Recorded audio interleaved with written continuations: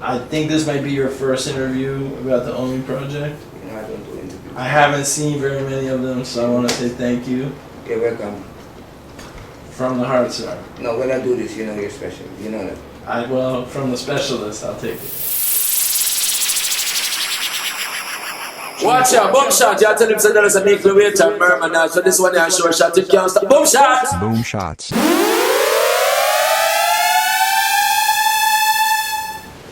Specialist, welcome to Mass Appeal. I'm happy to be here.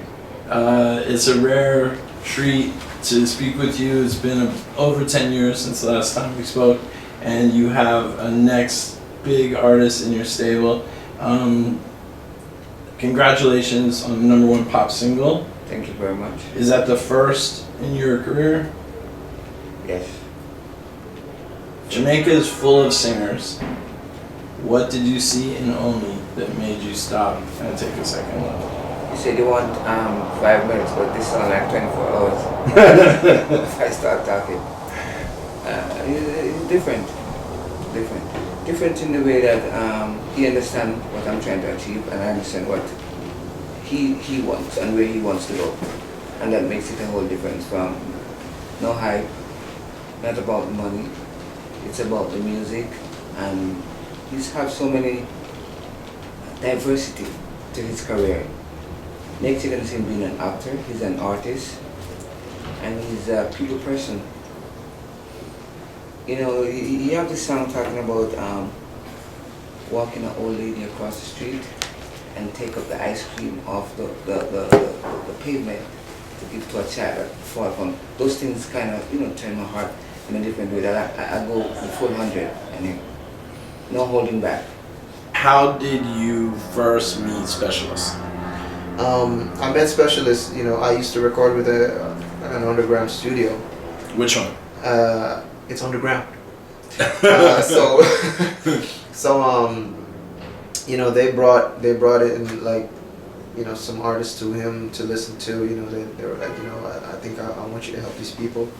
At the time, you know, I wasn't present. I was away. I was doing a course somewhere, and they had all the artists. You know, they had him listening to all the artists and everything. And you know, they were good, but he didn't hear quite what he wanted. And you know, when the meeting was over and they were leaving, and he's giving me this part of the story, so I don't know if I'm telling it correctly, but you know, it's based off what he said.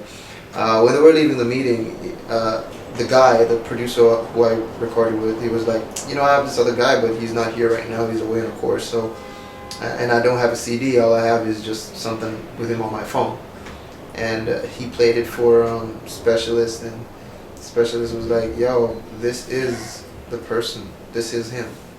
I don't care if he has one eye, one arm, one leg. This is him. He told a story that you were listening to his song on a phone. Yes. In a studio audition situation. What was the song? What caught your ear about the song? You have a unique voice. I thought it was auto-tune. So I said to myself, I'm really gonna go and check this kid out. And I did so. It's a serious story. This is like, we're doing a documentary or part of a movie. I'll just give you just a simple piece of what it is. Where, and I can remember my assistant, Errol Smith, we went down, he said, you need to go down to the country to see this kid. It's been like 3 months. This is in Clarendon, right? Yes, so. Home of Cocoa Tea. Everybody from there. Yeah. So I said, you know what, on Friday when I'm going down, you know, I'm with the government at the time, so I was like the senior advisor to the Minister of Entertainment. So you know government work, the papers and all that. So one Friday when we said we're gonna head out to Clarendon, you know, all day I haven't eaten, so in the afternoon I'm a little bit hungry. They stop in Waterhouse saying you're getting a bun and cheese from this older woman. So you know the bun and cheese was like $100. But then I gave the lady $1,000 and she said, where are you rushing? Anything you're gonna do today or whatever it is, it's gonna be so successful you won't believe. So I went back in the car and said, look at she trying to chip me. I give her 100, she's gonna talk me up. But I'll never forget that day. It happened. I see it come to perfection. You know, he met me. There were so many. He told me that so many things happened that day that could have prevented him from coming to meet me. But you know, he was persistent, and he really wanted to meet me. He really wanted to get to know me as a person. And from the moment I saw him, you know, and we had a conversation, like less than 5 minutes into the conversation, I already knew that this was the person I wanted to manage my career. You know, not just his portfolio, but just his attitude towards the music, his sense of direction. I was, you know, fascinated by it. For those who don't know, what is Specialist Portfolio? You know, all the greats, Shabba Ranks, Mad Cobra, Queen Patra, you know, Kimar Mali, like, yeah, he has quite a huge portfolio. First day I walk in the studio and I said, "Who's the guy?" And he get up. I said, "Sing me a note." And the first note, "Here comes the wizard of love." I said, "Let's go outside," and that was it. Wow. So for you to hear the other part, then you have to watch the movie. I know you're making the movie now. Yes. Did you have an uphill battle in Jamaica with this urban pop thing? Well, I kept it quiet. You know me, keep it quiet until it's time to put the label on it. So, you know, the song came out, people saying, you know, yeah, great, different vocal, his writing ability is incredible, you know, and sometimes, you know, Jamaica is, if you're not saying over me, under me, on top of me, it doesn't work. So we just try to perfect this. We take 5 years, putting it together, and here goes, boom. That's what it is.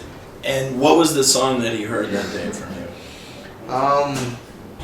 What was it? It's none of what was released. It's none of what was released or any of those on the album.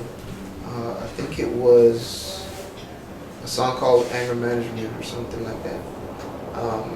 Yeah, I think that was it. Was it more of a reggae style? It was more of a reggae style, but it was still different, and I guess the vocals played a huge part in that, you know, that piqued his interest. When you did the remix with him and Shabba, what was the aim behind that? What we was doing at the time, we was just putting some flavor in the limeade. That's what it is. It's some flavor. It's nothing to talk about, nothing to rush, but to show that his diversity is so wide scope, so people can understand. It's not just pop. He can do whatever. When the man responsible for Shabba, Cobra, Patra, and many other big artists in the genre comes with a pop artist, does that mean that you have sort of closed the book on reggae? Do you feel like reggae and dancehall time is done? No. They said you must always recognize the past to assure the future. I never do that. But my motto is find them first, where are they now? So I'm showing that I'm global. I could do this, I could do that. I could turn into a star. Me? Yes. Let's talk afterwards. Here we go. What to tell them? It's a Shabba thing. Chill a lot. Yeah, them foreign kick up. Yeah. Chill a lot. Rock one. Bring up the menu, tell me if you love the features. From the ear cut straight down to the sneakers. Turn up the swagger just like the speakers. With the ragga or neat as the preacher.